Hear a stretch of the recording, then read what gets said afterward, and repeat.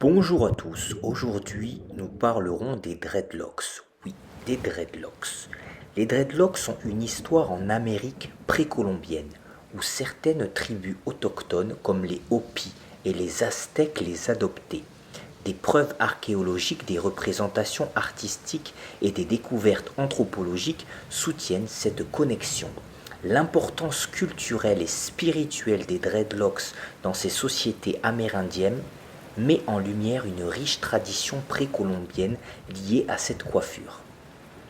En Amérique précolombienne, des tribus autochtones ont arboré des coiffures de type dreadlocks, reflétant des pratiques culturelles et spirituelles profondément enracinées. Parmi les tribus, les Hopis du sud-ouest américain et les Aztèques du Mexique sont connus pour avoir adopté cette coiffure distinctive. Des preuves archéologiques telles que des restes capillaires retrouvés dans des sépultures attestent de l'existence de dreadlocks au sein de ces communautés.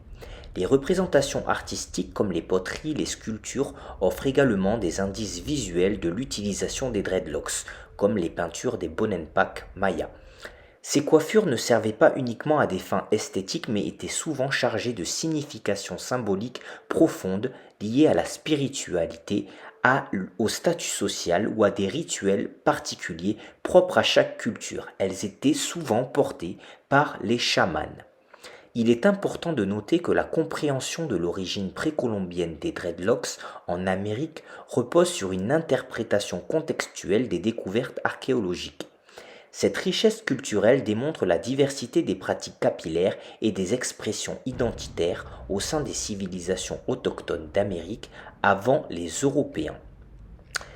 En explorant plus précisément ces civilisations précolombiennes, cette coiffure a laissé une empreinte également chez les Mayas, les Incas et ont été observées sur des momies découvertes dans cette région.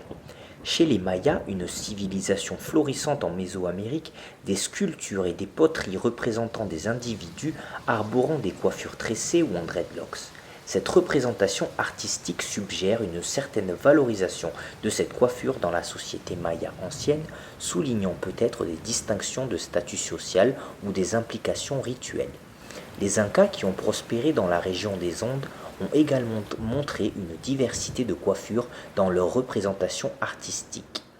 Il y a des preuves spécifiques de dreadlocks chez les Incas, mais moins explicites que chez les Mayas.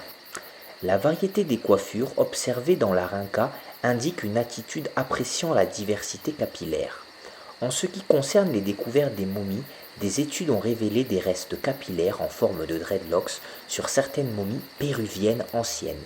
Ces découvertes offrent des preuves physiques tangibles de l'existence des dreadlocks chez les populations précolombiennes, soulignant la persistance de cette pratique à travers le temps. On peut voir également sur ces momies qu'ils ont un turban par-dessus. Ainsi, les Mayas, les Incas et beaucoup d'autres tribus amérindiennes où nous avons découvert des momies enrichissent notre compréhension des dreadlocks en Amérique précolombienne, révélant la diversité culturelle et l'importance de cette coiffure au sein de cette société ancienne. En outre, il est intéressant de noter que les dreadlocks en Amérique précolombienne étaient souvent associés à des figures religieuses et au clergé. Des représentations artistiques montrent des prêtres, chamans et autres personnalités avec ces coiffures.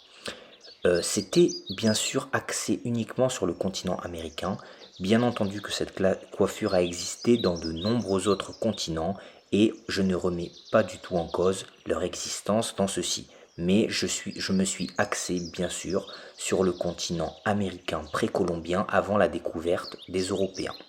Donc pour montrer que cette coiffure existe, nous savons également que cette coiffure a été popularisée par des personnes vivant en Jamaïque, donc qui sont toujours sur le continent américain, donc on peut voir quand même un lien. Voilà.